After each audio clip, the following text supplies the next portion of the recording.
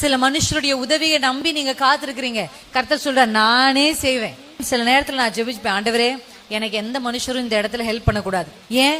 இன்னைக்கு ஹெல்ப் பண்ணிருவாங்க, இன்னைக்கு ஒரு 10,000 கொடுத்துருவாங்க, இன்னைக்கு ஒரு 10,000 கொடுத்துட்டு நாளைக்கு உங்க பிள்ளைங்க ஒரு பெரிய ஸ்தானத்துல இருக்கும் போது என்ன சொல்லுவாங்கன்னு நினைக்கிறீங்க? வந்து நான் மட்டும் இல்லனா இது எங்க இருந்திருக்கும், என்னால தான் அவங்க. அப்படிப்பட்டவர்களுக்கு நான் ஒரு பேர் வச்சிருக்கிறேன், கனத்திருடர்கள். நீங்க 10,000 கொடுத்து அந்த பிள்ளை படிக்கலாம், இன்னைக்கு அந்த உயர்வான பதவிக்கு போயிருக்குமா? போயிருக்காது. ஆனா இந்த கனத்தை திருடுற மனுஷங்க எப்படி தெரியுமா? தான் கொடுத்ததை சொல்லி தன்னால தான் இது நடந்துச்சுன்னு சொல்லி என்ன பண்ணிருவாங்க, நாளைக்கு கர்த்தருடைய மொத்த கனத்தையே திருடிடுவாங்க.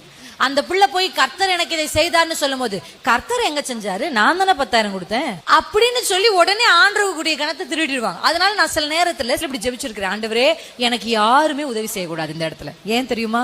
நீர் சர்வ வல்லமை உள்ளவர் இல்ல, நீர் எல்ஷடாய் இல்ல, நீரே செய்வீன்னு சொன்னீர் இல்லப்பா. ஹல்லேலூயா.